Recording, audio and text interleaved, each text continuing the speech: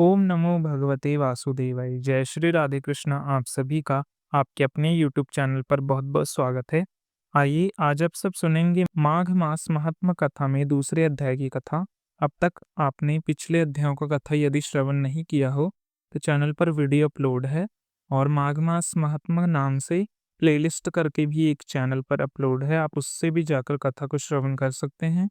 हिंदू धर्म में माघ का महीना गंगा स्नान करना, दान पुण्य कार्य करना, भगवान विष्णु का पूजन करना, भगवान श्री कृष्ण और भगवान माधव का पूजन करना, भूमि पर शयन करना, इन सभी का बड़ा विशेष महत्व माना गया है।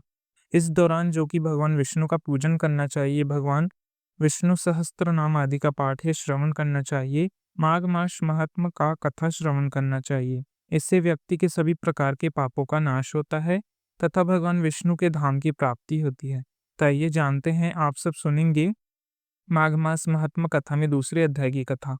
इस प्रकार से कथा को सुनने के लिए, व्रत पूजाओं को जानने के लिए चैनल पर पहली बार आए हैं तो चैनल को लाल बटन दबाकर सब्सक्राइब करें। साथ ही में बेल आइकन घंटी को दबाएं ताकि आने वाली वीडियो का नोटिफिकेशन आपको समय से मिलता रहे। वीडियो को लाइक करके कमेंट में भगवान विष्णु की जय जरूर लिखिए। तो प्रेम से बोलो भगवान विष्णु की जय, माता लक्ष्मी की जय, सर्व देवी देवताओं की जय।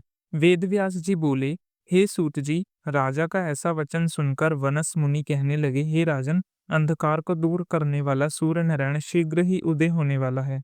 ये समय स्नान करने का है, कथा का नहीं। स्नान करके तुम अपने कुल गुरु वशिष्ठ से जाकर पूछाओ। स्नान करने चले गए। मौनी तपस्वी स्नान करने चले गए।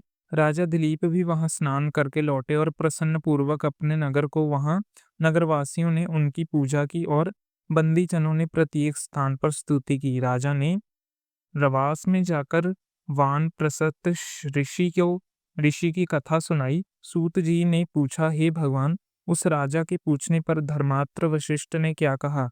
व्यास जी बोले, राजा रात्रि में सुख से सोया, प्रातःकाल उठकर सफेद घोड़े के रथ पर बैठकर सफेद छत्र और चवर से शोभ्यमान आभूषित तथा सुंदर वस्त्र पहने, सुगंधित पुष्प मंत्रियों के साथ, माघ और बंदी जनों के साथ शब्द लगा स्तुति सुनता हुआ, ऋषि के शब्दों को याद करता हुआ वशिष्ठ ऋषि के स्थान पर पहुंचा। वहां महर्षि की स्तुति की तथा आचार पूर्वक नमस्कार करके अर्घ देकर आशीर्वाद पाकर राजा सुख पूर्वक आसन पर बैठ गया। तब ऋषि ने राजा से कुशल समाचार पूछा। तब राजा ने प्रसन्न होकर कहा कि सब कुशल है।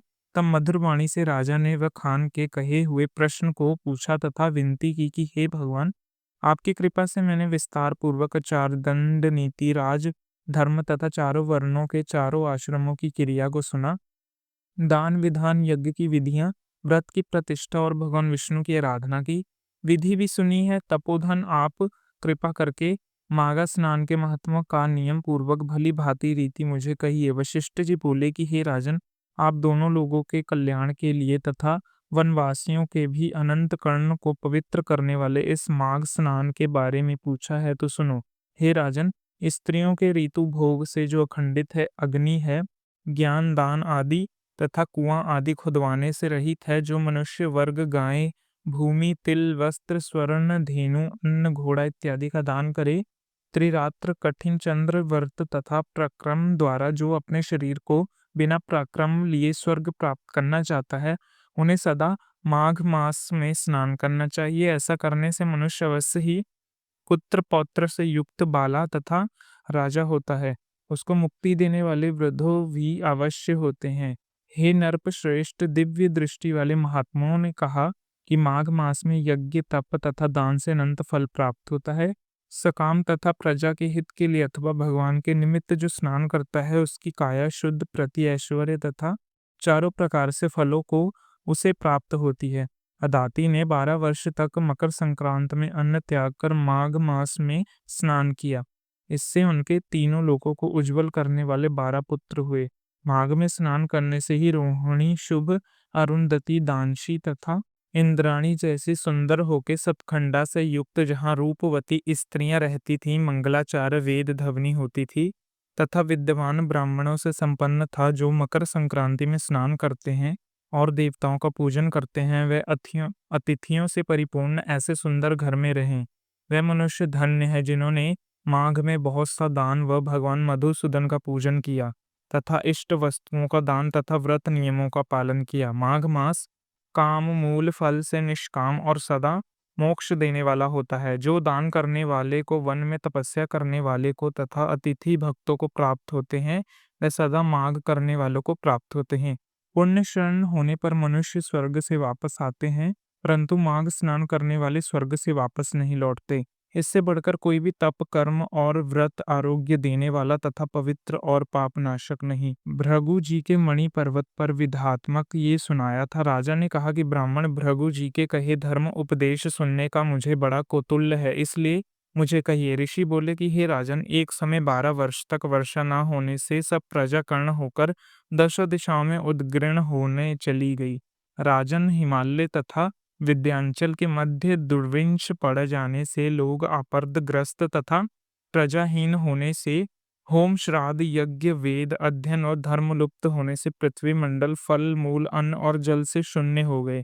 तब विद्याचक्र रेवा नदी पर वृक्ष से आच्छादित आश्रम से निकलकर भृगु ऋषि अपने शिष्यों के साथ हिमालय पर्वत पर गए।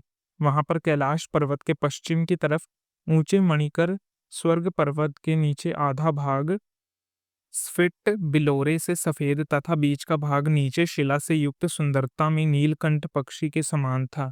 इस पर्वत के बीच में नीली सुनहरी रेखा काले मेघों में चमकती हुई बिजली के समान शोभा देती थी। पर्वत की चोटी नीली थी तथा नीचे का भाग का सुनहरा होने से ये पीतांबर धारण किए हुए था। भगवान कृष्ण के सुदर्शन शोभायान तथा बीच का हिस्सा नीला होने से तथा कहीं कहीं सफेद स्टिक रहने से इस पर्वत की शोभा तारा युक्त आकाश के समान थी, जिसके स्वर शरीर पर चमकती हुई दिव्य औषधियां रात में अनेक दीप के साथ युक्त बड़े महल के समान दिखाई पड़ती थीं। इस पर्वत का ऊपरी भाग बांसुरी बजाते गीत गाता हुए किरियाओं से शोभायान था तथा केले के पत्तियों की नारियों से शोभिमान था तथा केले के पत्ते की पताका से ये पर्वत सदा सुशोभित था। ये पर्वत पन्ना, नीलम, पोखराज तथा इसकी चोटी सफेद पत्थरों के बीच से निकलती हुई रंग बिरंगी किरणों से इंद्रधनुष के समान दिखाई पड़ती थी। स्वर्ण इत्यादि सब धातुओं से तथा नाना प्रकार के चमकीले रत्नों से शोभायान अग्नि ज्वाला के समान चारों ओर फैला है। इस पर्वत के बीचों बीच कंदरा में आकर काम पीड़ित विद्याधारी अपने पतियों के साथ रमण करती थीं। प्राणायाम करने वाले सब कलेश को जीते हुए बैरागी लोग इसी गुफाओं में दिन रात ब्राह्मण का अध्ययन करते थे।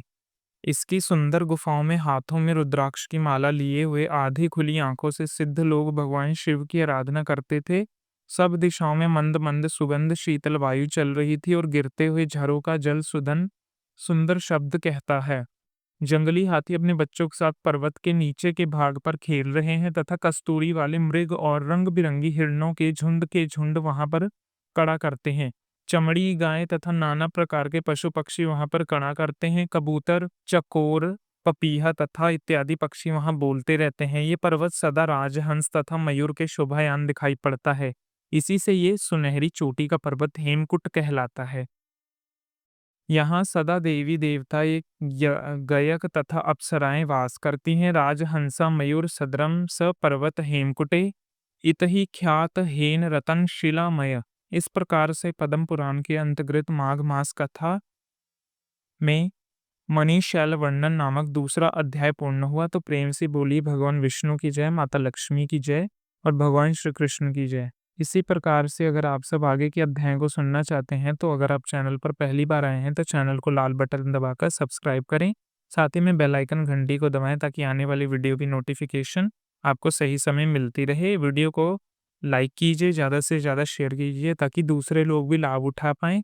आप सभी भक्तों पर भगवान विष्णु और श्री कृष्ण की कृपा सदैव बनी रहे। मिलते हैं आपसे अगली वीडियो में, तब तक के लिए राधे राधे।